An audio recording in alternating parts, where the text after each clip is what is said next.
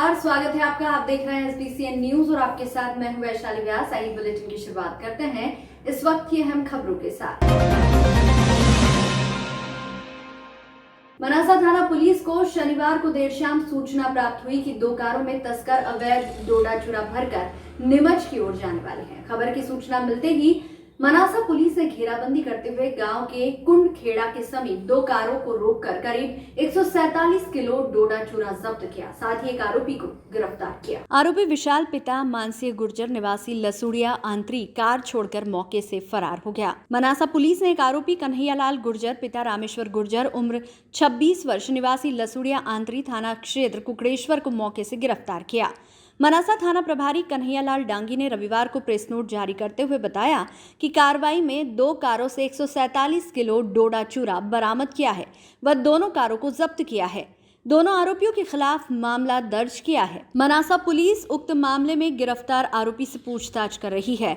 इस घटना में कौन कौन संलग्न है और उक्त डोडा चूरा कहां से लाए थे और कहां देने जा रहे थे, इस मामले में कार्रवाई जारी है। कल हमारी टीम को सूचना मिली थी कि 2 कार है जिनमें डोडा चूरा लेकर के तस्कर निकलने वाले हैं।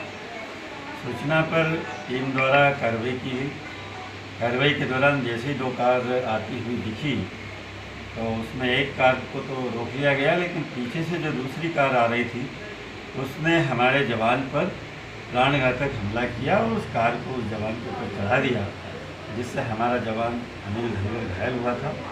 हमारी टीम ने उसको पकड़ने का प्रयास किया, जवान को संभालने का प्रयास किया, इतने में वो मौके से भाग गया है। इस घटना में हमने 2 कार, एक वरना और दूसरी हुंडई की, उनको जब्त किया है। दोनों कार से 1 कुंटल 24 किलो डोडा चूरा जब्त करके पकड़े गए आरोपी कन्हैयालाल गुर्जर, जो कुकड़ेश्वर इलाके का रहने वाला है, उसके और जो भागा है उसका विशाल गुर्जर, जो लसूड़िया आंतरी कुकड़ेश्वर का रहने वाला है। दोनों के विरुद्ध प्राणघातक हमला, अटेम्प्ट टू मर्डर, शासकीय कार्य में बाधा और NDPS एक्ट और मोटर व्हीकल एक्ट की धाराओं के तहत प्रकरण पंजीबद्ध किया गया है। आरोपी को गिरफ्तार करके आज न्यायालय में पेश किया जाएगा। न्यायालय में पेश करके आरोपी से पुलिस रिमांड लेकर के पूछताछ करेंगे कि इस घटनाक्रम में कौन कौन लोग संलिप्त हैं, ये माल कहाँ लेकर के जा रहे थे और इस पूरे घटनाक्रम में कि जिनकी भी संलिप्तता है उन सभी के विरुद्ध कठोर से कठोर कानूनी कार्रवाई हम करेंगे और सभी को जो है इसमें आरोपी बनाएंगे। गाड़ी किसके नाम पे? तो दोनों ये जो गाड़ियां हैं, इसमें एक जो फरार आरोपी है जो मौके से भागा है, विशाल गुर्जर, इसी के नाम पर है। और दूसरी गाड़ी जो है एक दिनेश खटीक है, जो कि आरोपियों के गांव का ही रहने वाला है, उसके नाम पर RTO में रजिस्टर्ड है, जो हमने नेट से निकाला है। तो इसके बारे में पूछताछ की जा रही है और जो जब्त किया हुआ डोडा चूरा उसके बारे में भी पूछताछ आरोपी से की जाए। मंदसौर में जिला स्तरीय क्राइसिस मैनेजमेंट कमेटी की बैठक के बाद 1 जून से अनलॉक का निर्णय लिया गया, जिसके चलते शाम 5 बजे बाद बाजार बंद होंगे। वहीं होटल रेस्टोरेंट पर केवल पार्सल सुविधा रहेगी और पान, तंबाकू और सैलून की दुकानें इस सप्ताह नहीं खुलेंगी। इसके साथ ही व्यापारियों के सुझाव के बाद खंड खंड में बाजार खोलने की अनुमति मिली है। प्रति शनिवार, रविवार और रोजाना रात 10 बजे बाद नाइट कर्फ्यू लागू रहेगा। आपको बता दें कि अगले सप्ताह फिर बैठक के बाद बाजारों को विस्तृत खोलने पर विचार किया जाएगा। कैसा होगा मंदसौर में अनलॉक, देखें इस रिपोर्ट में। राज्य शासन ने कल जो गाइडलाइन भेजी थी वो आप सभी की जानकारी में है और हम लोगों ने उसको यथासंभव काफ़ी सर्कुलेट किया है। एक तो सभी समितियों ने और जिला स्तर की समिति ने भी उसको सहमति दी है और उसको हम लोग यहाँ पे ज़िले में लागू कर रहे हैं। इसके अलावा कुछ जो प्रस्ताव यहाँ पे आए हैं उसका भी हम लोग इसके अलावा काम कर रहे हैं कि हम बाज़ारें 5 बजे सहमति से बंद कर रहे हैं जी। कुछ इलाके जो और कुछ दुकानों की श्रेणियों को जो हमारी कमेटियां हैं अपने व्यापारियों की समिति वो निश्चित कर रही हैं, उसमें से 50% एक दिन खुलेंगी, 50% अगले दिन खुलेंगी और इसका निर्णय हमने व्यापारी एसोसिएशन को ही दिया है। वो अभी अगले 2 घंटे में बैठक करके और हमको सूची देंगे, उसको हम मानेंगे। जो दुकानें खुलेंगी उनके एसओपी भी उन्होंने खुद ही बनाया है कि किस तरीके से वो व्यापार करेंगे जिससे कि संक्रमण न फैले। हमारी कोशिश है कि इस हफ्ते हम थोड़ा धीरे धीरे बाज़ार को खोलें और इस एक्सपीरियंस को देखते हुए अगले सप्ताह फिर से हम क्राइसिस कमेटी की बैठक रखेंगे और उस पर यह विचार करेंगे कि हमको इन छूटों को और ज़्यादा बढ़ाना है या इनमें कमी करनी है। जी, सैटरडे और संडे को कोरोना कर्फ्यू लागू रखने का निर्णय किया गया है, तो वो लागू रहेगा। रोज़ शाम को जो नाइट कर्फ्यू है वो लागू रहेगा और वीकेंड की जो कर्फ्यू है वो भी लागू रहेगा। का कोई निर्धारण नहीं है, 7 बजे, 6 बजे, 8 बजे जैसी भी लोगों की व्यापार करने का तरीका है वैसा वो शुरू करेंगे। शाम में सभी दुकानें 5 बजे बंद करने का निर्णय लिया गया है। सभी खाने पीने की दुकानें जो हैं वो पार्सल दे सकती हैं, लेकिन वहाँ पर बैठा के खिलाने की सुविधा नहीं रहेगी। जी, तो जितने भी इस तरह के होटल हैं, रेस्टोरेंट हैं, चाय पान की दुकानें हैं, उन पे लोग खड़े होकर नहीं खाएंगे, बल्कि तंबाकू और बीड़ी की दुकानें इस सप्ताह हम लोग नहीं खोल रहे हैं और इस पर हम लोग अगली क्राइसिस कमेटी की बैठक में निर्णय करेंगे। Thank you sir. नमस्कार, एसबीसी न्यूज़ देख रहे हैं आप। 1 जून से मध्य प्रदेश में अनलॉक की शुरुआत है। मंदसौर जिला भी उसमें शामिल है। मंदसौर में 1 जून मंगलवार से बाजारों में अनलॉक होने वाला है। जी हाँ, करीब 1.5 माह के कोरोना कर्फ्यू, कोरोना लॉकडाउन के बाद एक बार फिर बाजारों की रौनक धीरे धीरे लौटने की प्रक्रिया जो है शुरू हो चुकी है। मंदसौर में 31 मई को जिला क्राइसिस कमेटी की, माफ़ कीजिएगा, 30 मई को जिला क्राइसिस कमेटी की बैठक संपन्न हुई। इस बैठक में महत्वपूर्ण निर्णय लिए गए, जिसमें बताया गया कि जिले को किस तरीके से अनलॉक करना है, कैसे बाजार खोलना है। सबसे पहले मैं आपको बता दूं कि जो बाजार हैं वह खुलने का कोई जो है टाइमिंग सेट नहीं है। व्यापारी जो है अपनी दुकानों को सुबह किसी भी टाइम पे खोल सकते हैं, लेकिन बंद होने का जो समय है उसे तय कर दिया गया है। शाम 5 बजे जो है बाजार बंद हो जाएंगे। रात्रि 10 बजे से नाइट कर्फ्यू लागू रहेगा। इसके साथ ही प्रति सप्ताह शनिवार रविवार को जो है कोरोना कर्फ्यू पहले की तरह निर्धारित रूप से लागू रहेगा। और निश्चित ही आपको बता दें कि इस पहले सप्ताह में यानी कि 1 जून से 7 जून तक जो अनलॉक है वो कुछ इस तरीके का होने वाला है कि जो व्यापारी हैं उनसे भी सुझाव लिए गए हैं कि वे दुकानों को किस तरीके से खोलेंगे।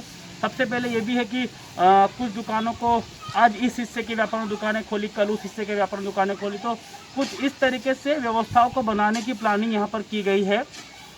वहीं सबसे महत्वपूर्ण बात यह है कि जो होटल, रेस्टोरेंट आदि स्थान हैं वहाँ पर किसी तरीके से भीड़ लगाकर नाश्ता या भोजन नहीं परोसा जा सकेगा। पार्सल सुविधा और होम डिलीवरी सुविधा जो है यहाँ पर अवेलेबल रहेगी। किसी तरीके से भीड़ भड़क्का नहीं होने दिया जाएगा। एक बात तो यह हो गई। इसके साथ ही जो सैलून है, पान, तंबाकू, बीड़ी, सिगरेट आदि की दुकानें हैं वो तो इस सप्ताह नहीं खुलने वाली है। यह महत्वपूर्ण है कि जो सैलून है, हेयर सैलून है, पार्लर है और पान, तंबाकू, बीड़ी, सिगरेट की जो दुकानें हैं, पान कार्नर है, वो फिलहाल इस सप्ताह नहीं खुलेंगे। उन्हें खोलने पर जो है अगले सप्ताह यानी कि रविवार शाम जो बैठक होगी जिला क्राइसिस कमेटी की, उसके बाद निर्णय लिया जाएगा कि अगले सप्ताह अनलॉक को किस तरीके से बढ़ाना है। फिलहाल आंशिक राहत जो है जिले में मिलने वाली है।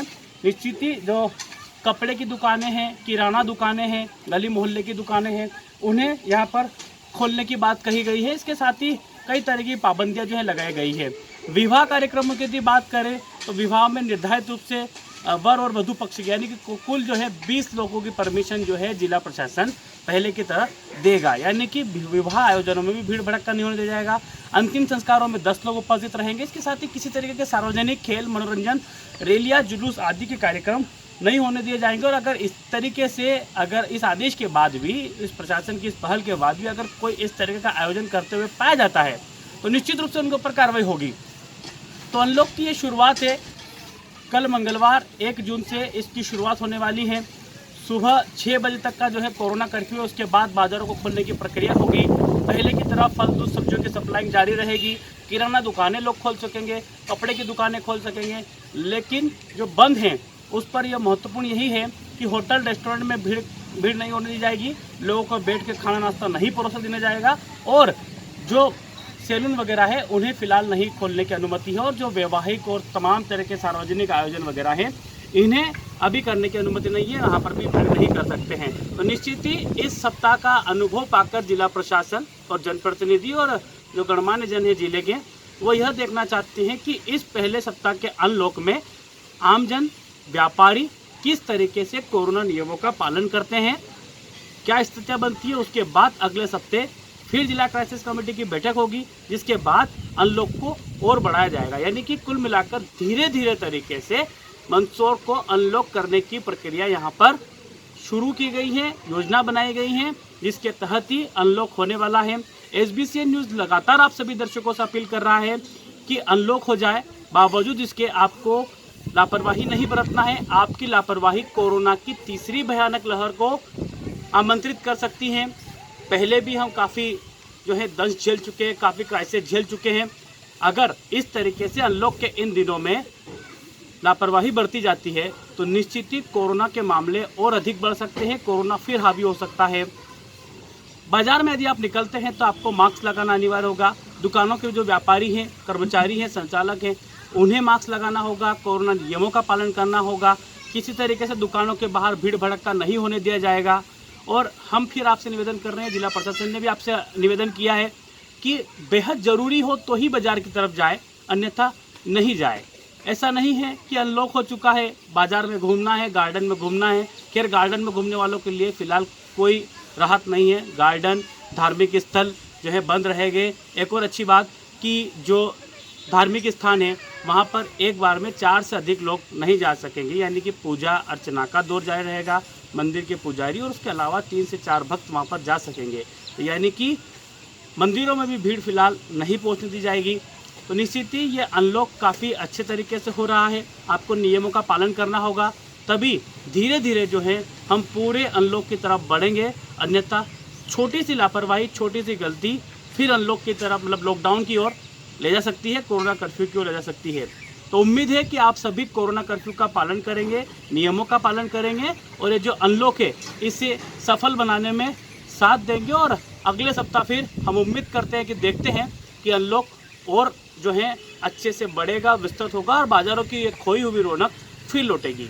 कैमरामैन वीरेन के साथ देवेन मौर्य, SBCN टाइम्स, मंदसौर। रविवार दोपहर में अजमेर जिला प्रेस क्लब के अध्यक्ष विष्णु परिहार ने चर्चा के दौरान जानकारी देते हुए बताया कि आगामी दिनों में जल्द ही नीमच जिला प्रेस क्लब अनुरोध पर जिला प्रशासन विधायक दिलीप सिंह परिहार के सहयोग से एक विशेष टीकाकरण शिविर आयोजित किया जा रहा है। पत्रकारों और परिजनों के लिए नीमच जिला प्रेस क्लब द्वारा जल्द ही विशेष कोविड टीकाकरण शिविर आयोजित किया जाएगा। रविवार दोपहर में अजमेर जिला प्रेस क्लब के अध्यक्ष विष्णु परिहार ने चर्चा के दौरान जानकारी देते हुए बताया कि आगामी दिनों में जल्द ही नीमच जिला प्रेस क्लब अनुरोध पर जिला प्रशासन विधायक दिलीप सिंह परिहार के सहयोग से एक विशेष टीकाकरण शिविर आयोजित किया जा रहा है, जिसमें नीमच शहर के सभी युवा पत्रकारों को कोरोना वैक्सीन का टीका लगाया जाएगा। इस शिविर में वैक्सीन लगवाने के लिए पंजीयन की प्रक्रिया पूरी की जा रही है। साथ ही दूसरे चरण में पत्रकार परिवार के परिजनों को कोविड वैक्सीन का टीका लगवाने के लिए विशेष शिविर आयोजित होगा। परिहार ने विशेष शिविर का आयोजन करने के लिए शासन प्रशासन के प्रतिनिधियों द्वारा भी सहयोग के लिए आभार व्यक्त किया। युवा पत्रकारों से आग्रह किया कि वे टीका अवश्य लगाएं। देखिए, इसके लिए हम बहुत लंबे समय से, जब से 18+ के लिए वैक्सीनेशन शुरू हुआ है तभी से मांग कर रहे थे, और उस समय आरंभिक दौर में ये तय हुआ था कि जो स्लॉट बुक करा पाएंगे केवल उनका ही टीकाकरण होगा। इसके लिए हमने विधायक दिलीप सिंह जी परिहार के माध्यम से मुख्यमंत्री जी को चिट्ठी भी लिखवाई। कलेक्टर साहब से लगातार हमारी चर्चा होती रही, भोपाल स्तर पर भी इस बारे में बातचीत हुई। तो ये माना गया कि चूँकि पत्रकारों के लिए ये इसलिए आवश्यक है कि वे मैदानी भूमिका में हैं इस समय, और कोरोना काल में सबसे महत्वपूर्ण भूमिका पत्रकार निभा रहे हैं। तो ऐसे में 18+ जो हमारे पत्रकार साथी है उनके लिए ये व्यवस्था हमको चाहिए थी, और अंततः हमें इसके लिए स्वीकृति मिल गई है। 2 जून को बृहद शिविर आयोजित किया जा रहा है जो नीमच शहरी क्षेत्र के लिए होगा, और उसमें तमाम पत्रकार जो 18 और 18 वर्ष से अधिक आयु के हैं, 44 वर्ष तक के, उन सभी का टीकाकरण उस शिविर में होगा। क्या प्रक्रिया रहेगी इसको लेकर के? आप फिर स्लॉट बुक करवाने होंगे या नहीं, इसके लिए स्लॉट बुक नहीं कराने होंगे, लेकिन ये तय किया गया है कि इसके लिए हमारा पूर्व पंजीयन एक व्यवस्था उन्होंने अलग से दी है। उसके तहत हमें ये सुविधा दी जा रही है और इसमें जिनका पहला रजिस्ट्रेशन हो गया है उनका रजिस्ट्रेशन तो हम करेंगे ही, लेकिन स्लॉट बुकिंग में थोड़ी सी अलग प्रक्रिया है। कैसे मतलब कितने पत्रकार का करवा? देखिए, नीमच शहरी क्षेत्र में जितने भी पत्रकार साथी हैं उनकी हम संख्या यदि गिनते हैं तो तकरीबन 50 से अधिक जो हमारे युवा पत्रकार साथी हैं और उनके परिजनों का भी हम दूसरे फेस में ये टीकाकरण के लिए विशेष शिविर आयोजित करवाने जा रहे हैं। रविवार को दोपहर 2:30 बजे मनासा के कोविड सेंटर पर मध्य प्रदेश का पहला तहसील स्तरीय ऑक्सीजन प्लांट, जिसका विधायक निधि सांसद निधि सहयोग से स्थापित किया गया। ऑक्सीजन प्लांट का वर्चुअल लोकार्पण 30 मई रविवार को दोपहर 2:30 बजे प्रदेश के माननीय मुख्यमंत्री शिवराज सिंह चौहान ने किया। वहीं विधायक अनिरुद्ध माधव मारू जब ऑक्सीजन का संकट आया तब भी दिन रात ऑक्सीजन की आपूर्ति सुचारू बनी रहे, इस प्रयास में जुटे रहे। इसके बाद उनके व्यक्तिगत प्रयासों से ऑक्सीजन प्लांट का काम मनासा में प्रारंभ हुआ। साथ हमारे मरीज भाई बहनों को सीधे इस प्लांट से ही ऑक्सीजन व्यवस्था हो जाएगी। माधव जी ने विधायक निधि से भी रुपए दिए। दानदाताओं ने, पत्रकार मित्रों ने सहयोग किया। सहयोग की ये भावना ही कोरोना संक्रमण से हमको मुक्त करेगी। मिलजुल कर काम करने की जरूरत है। मुझे ये कहते हुए प्रसन्नता है। इसमें ऑक्सीजन युक्त 10 बेड की पृथक से व्यवस्था चाइल्ड कोविड केयर सेंटर के रूप में की गई है, जो संभावित कोविड की तीसरी लहर का सामना करने की तैयारी के रूप में है। तीसरी लहर की तैयारी हम पूरे प्रदेश में कर रहे हैं। माधव जी अपने क्षेत्र में कर रहे हैं। सरकार प्रशासन के साथ मिलकर और 60 बेड का ड्रोम युक्त कोविड सेंटर का काम वर्तमान मनासा में चल रहा है। मैं उसके लिए भी माधव जी मारू को बधाई देता हूँ। चाहे माता बहनें हो, बच्चे हो, आगे आने वाले समय में यदि कोई संकट आता है उस समय चिकित्सा की बेहतर व्यवस्था हो जाए, इसकी पूरी तैयारी की जा रही है। हमारे कोविड प्रभारी मंत्री, सांसद अपने अपने क्षेत्र में जनता की सेवा कर रहे हैं। मध्य प्रदेश ने एक नया मॉडल खड़ा किया है, जन भागीदारी का, जनता के साथ मिलकर कोरोना से लड़ने का, और आज मनासा उसमें अग्रणी है। मेरी तरफ से सभी दानदाताओं को भी बहुत बहुत शुभकामनाएं। आइए हम सब मिलकर कोरोना से लड़ने का संकल्प ले। अब हम अनलॉक की प्रक्रिया में हैं। धीरे धीरे प्रतिबंध खुलेंगे, आर्थिक गतिविधियां शुरू होंगी, लेकिन हमें सावधानियां पूरी रखना है क्योंकि वायरस अभी खत्म नहीं हुआ है। इसलिए धीरे धीरे सभी गतिविधियों को हम खोलेंगे। कोरोना संक्रमण रोकने में जरूरी है, जैसे मास्क, हाथ धोना, सैनिटाइज करना, इन्हें जीवन का अंग बना लेंगे और दुकानदार भी दुकान खोलने पर कोविड गाइडलाइन का पूरा पालन करेंगे। सरकार टेस्ट जारी रखेगी ताकि कहीं भी कोई पॉजिटिव मामला आए तो तत्काल उपचार किया जा सके। विधायक अनिरुद्ध माधव मारू ने स्वागत भाषण प्रस्तुत किया। नीमच जिला कोविड प्रभारी एवं कैबिनेट मंत्री ओम प्रकाश सकलेचा, सांसद सुधीर गुप्ता, भाजपा जिलाध्यक्ष पवन पाटीदार, पूर्व मंत्री कैलाश चावला ने भी कार्यक्रम को संबोधित किया। इस दौरान कलेक्टर मयंक अग्रवाल एवं एसपी सूरज वर्मा भी मंचासीन थे। कार्यक्रम का संचालन डॉक्टर राजेश पाटीदार ने किया और कार्यक्रम समापन एसडीएम मनीष जैन ने आभार माना। जगदीश जटिया का हुआ सम्मान। मनासा निवासी जगदीश जटिया, जो एक छोटी सी गुमटी चलाकर अपने परिवार का पालन पोषण करता है, लेकिन जब मनासा पर संकट आया तो उसने अपने परिवार की चिंता नहीं की और अपनी गुमटी में रखा oxygen cylinder Manasa Covid centre को दे दिया। लोकार्पण अवसर पर कोविड प्रभारी सकलेचा, सांसद गुप्ता और उपस्थित अतिथियों ने जगदीश जटिया लोहार का सम्मान कर प्रशंसा पत्र भेंट किया।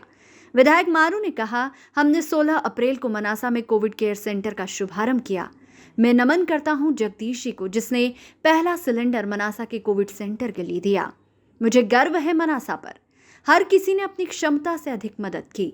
एक ऐसा व्यक्ति सावनकुंड निवासी अमर सिंह भाना बंजारा को भी मैं नमन करता हूं, जिसने मुझे रास्ते चलते हाथ देकर रोका जब मैं नीमच आपदा प्रबंधन की बैठक से शामिल होकर मनासा आ रहा था। अमर सिंह ने मुझे रोककर कहा, 51,000 रुपए ऑक्सीजन प्लांट के लिए ले जाइए। साथ ही विधायक जी ने अन्य सभी दानदाताओं का आभार माना जिन्होंने ऑक्सीजन प्लांट में सहयोग किया। 10 बेड वाला चाइल्ड कोविड केयर सेंटर का भी लोकार्पण। मनासा में प्रदेश का तहसील स्तरीय पहला ऑक्सीजन प्लांट तैयार होने के साथ 10 बेड वाला चिल्ड्रन कोविड केयर सेंटर बनकर तैयार हो गया है।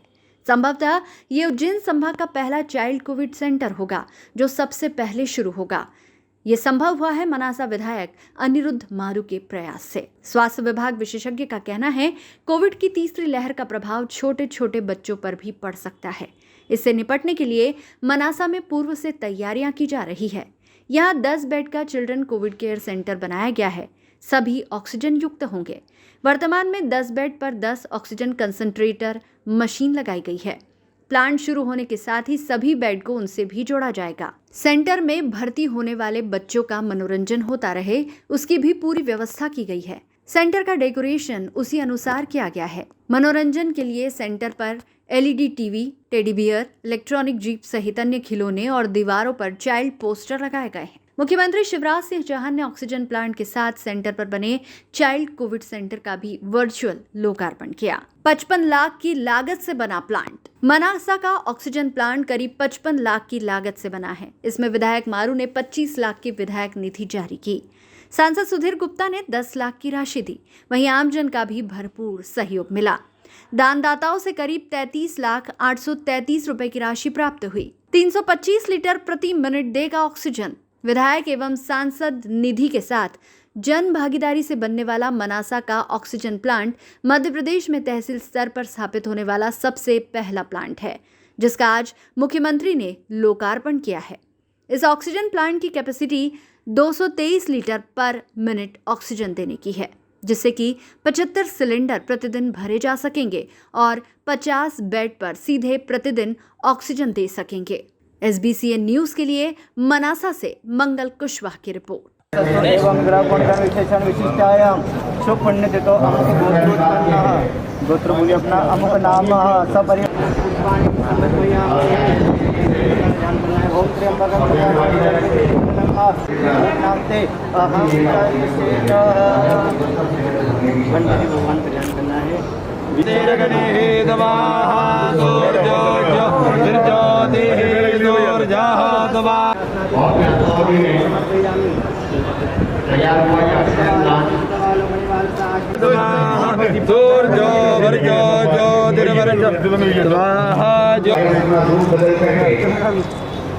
और बच्चों को भी प्रभावित कर सकता है।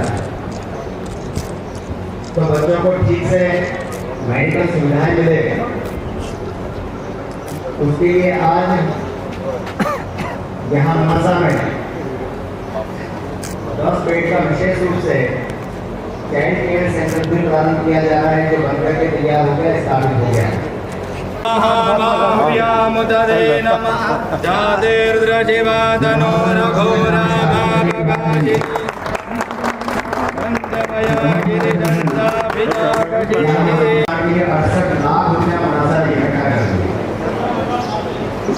ये कभी संभव हो पाया अभी जब आप सब लोगों की भागीदारी इसमें मिली, आप सब लोगों को विश्वास था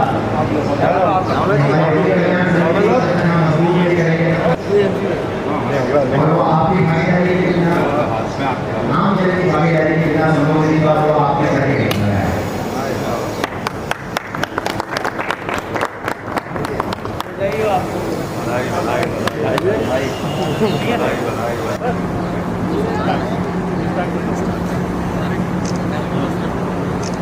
स्वागत के लिए मैं आमंत्रित कर रहा हूं सर्वप्रथम इस विधानसभा के विधायक माननीय माधव जी मारू को कृपया पधारें और मंचासीन समस्त अतिथियों का। हम सब जानते हैं कि हम वैश्विक महामारी के दौर में खड़े हैं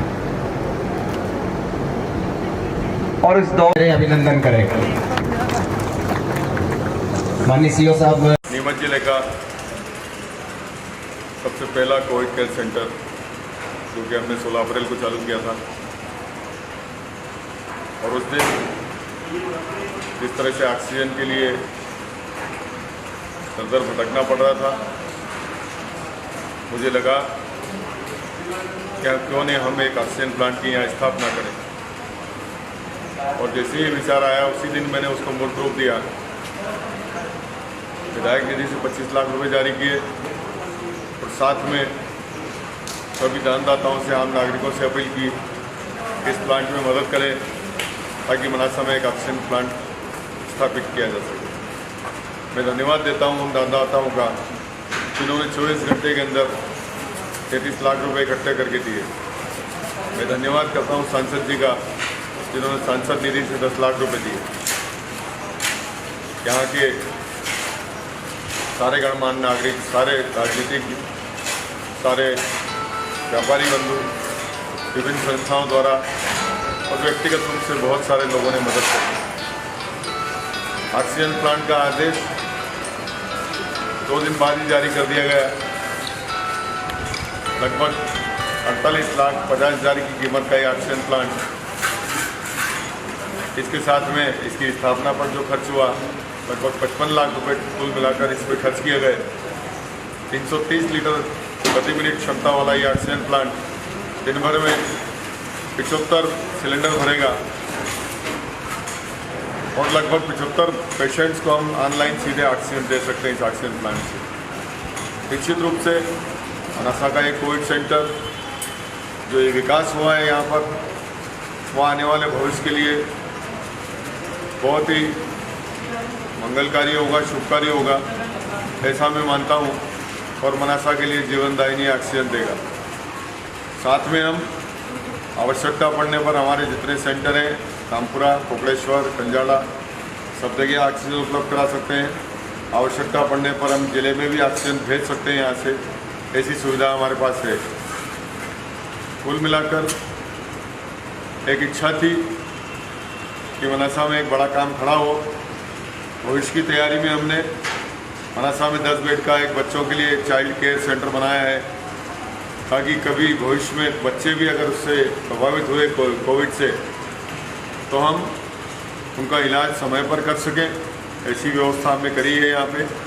साथ में 60 बेड का एक पूरा 60 बेड ऑक्सीजन प्लांट के सहित हम यहाँ पूरा नया सेंटर बना रहे हैं जिसका निर्माण चल रहा है और बहुत जल्दी हम उसका भी लोकार्पण करेंगे।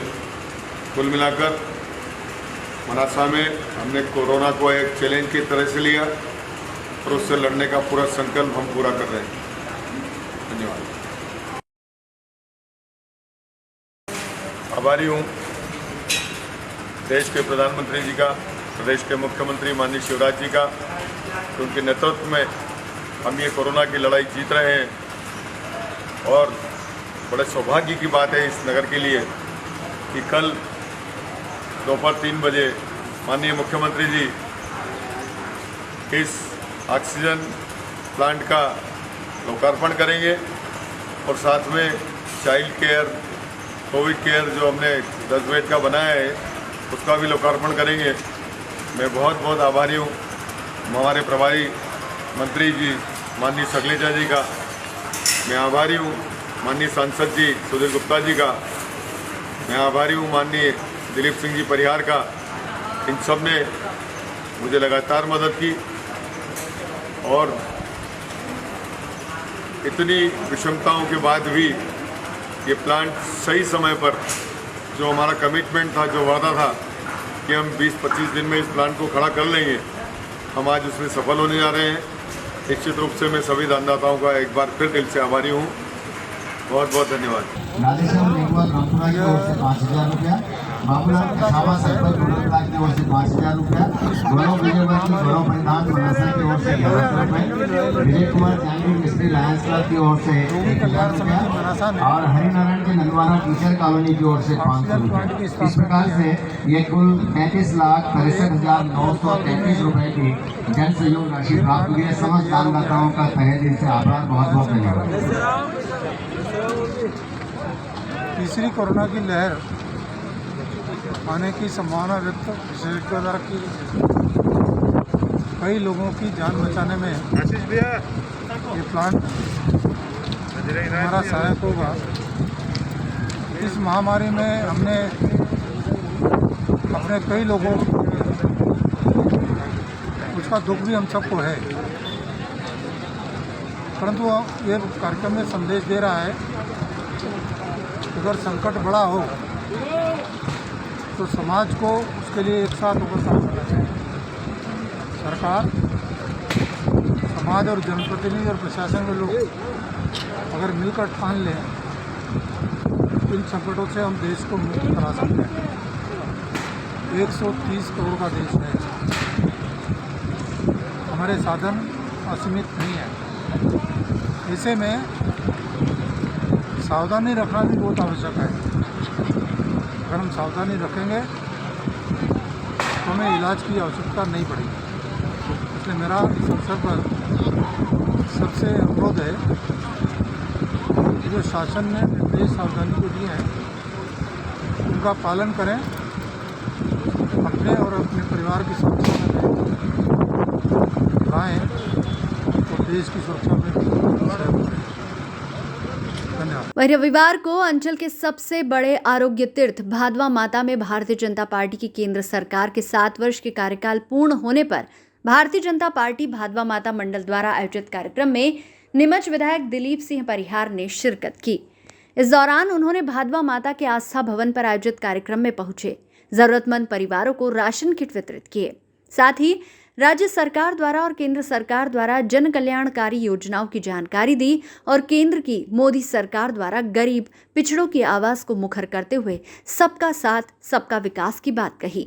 कार्यक्रम में भारतीय जनता पार्टी भादवा माता मंडल अध्यक्ष अर्जुन सिंह सिसोदिया, सांसद प्रतिनिधि महेश गुर्जर, सरपंच लालाराम चौहान, नवल कृष्ण सुरावत उपस्थित रहे। बोलो भादवे मात की जय, बोलो भादवे मात की जय, भारत माता की जय, भारतीय जनता पार्टी जिंदाबाद जिंदाबाद। सेवा ही संगठन है, इस भाव को लेकर आज लगातार 3 दिन से गतिविधि चल रही है। आज देश के प्रधानमंत्री देवपुरुष माननीय नरेंद्र मोदी जी के कार्यकाल के 7 वर्ष पूरे हुए हैं। पहले कार्यकाल के 5 वर्ष पूरे हुए थे, फिर ये 2 वर्ष पूरे हुए हैं। आज भारतीय जनता पार्टी सब दूर सभी मंडलों में सेवा के काम कर रही है।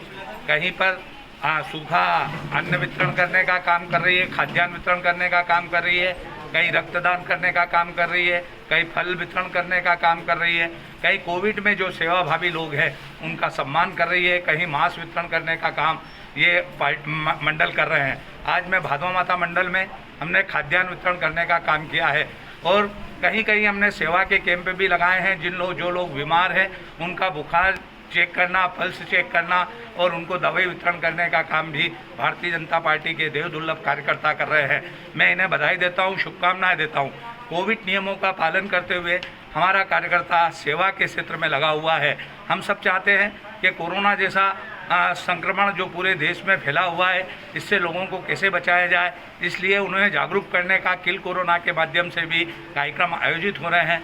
जो लोग कोरोना के वजह से चले गए हैं वो सब हमें दुख भी है और उनके परिवार में हम देखते हैं कहीं ना कहीं आर्थिक संकट आया है। ऐसे बच्चों को मध्य प्रदेश के मुख्यमंत्री जिस परिवार का व्यक्ति चला गया है उन बच्चों को गोद लेकर उनको 5,000 रुपये महीना पेंशन, उनके शिक्षा की व्यवस्था, उनके खाद्यान्न की व्यवस्था और उनके बच्चों के जीवन के लालन पालन की व्यवस्था भी मध्य प्रदेश की सरकार कर रही है। मैं इसलिए मध्य प्रदेश के मुख्यमंत्री शिवराज सिंह चौहान को बहुत धन्यवाद देता हूं कि आज उनने ऐसे जिन बच्चों के सिर से अभिभावक का साया उठ गया था उनके खाते में आज ही उनने पैसे डालने का काम किया है। वहीं देश के प्रधानमंत्री जो देवपुरुष नरेंद्र मोदी जी है, जिनने आज मन की बात में जो बात कही है, हमें बहुत अच्छा लगा कि उनने उन देश के सारे सेवाभावी लोगों से चर्चा करी, चाहे वो टेस्ट करने वाला लेबोरेटरी में टेस्ट करने वाला हो या कोई हवाई जहाज से लोगों को ऑक्सीजन पहुंचाने वाले हमारे देश के कैप्टन हो, उन सबसे चर्चा करके और एक उनका मनोबल बढ़ाने का काम किया है।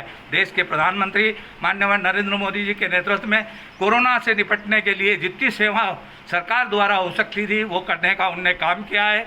कुछ लोग देश के प्रधानमंत्री जी को बदनाम करना चाहते हैं, हाँ, मगर उनके मंसूबों में वो कामयाब नहीं होंगे क्योंकि जनता है जो इसी के साथ केंद्र की भाजपा सरकार के 7 वर्ष पूर्ण होने पर बीजेपी कार्यकर्ताओं ने बघाना में राशन वितरण और स्वास्थ्य शिविर का आयोजन किया। रविवार सुबह केंद्र में भाजपा की सरकार के 7 वर्ष पूर्ण होने पर भाजपा कार्यकर्ताओं द्वारा बघाना में सेवा ही संगठन कार्यक्रम के माध्यम से जरूरतमंद परिवारों को निःशुल्क राशन का वितरण बालाजी धाम मंदिर और लोधी मोहल्ला भैरव मंदिर पर किया गया। सेवा सप्ताह के अंतर्गत आयोजित कार्यक्रम में उपस्थित लोगों का स्वास्थ्य परीक्षण भी किया गया। कार्यक्रम में बीजेपी विधायक दिलीप सिंह परिहार मुख्य अतिथि के रूप में मौजूद रहे, जिन्होंने जरूरतमंदों को राशन किट वितरित किए। इस अवसर पर नीमच बीजेपी जिलाध्यक्ष पवन पाटीदार, मंडल अध्यक्ष मोहन सिंह राणावत, प्रदेश कार्यकारिणी सदस्य महेंद्र भटनागर, आदित्य मालू, भीम सिंह सैनी आदि भाजपा कार्यकर्ता मौजूद रहे। इस अवसर पर विधायक दिलीप सिंह परिहार ने शासन द्वारा किए जा रहे सेवा कार्यों और योजनाओं की जानकारी उपस्थित लोगों को दी।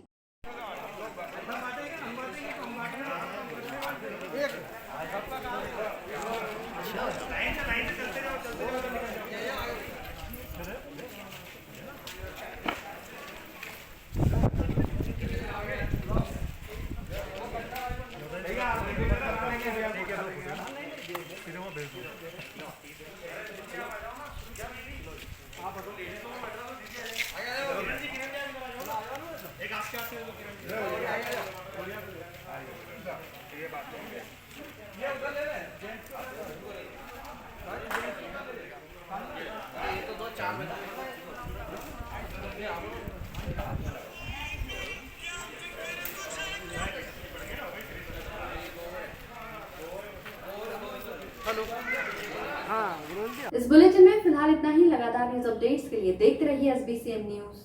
नमस्कार।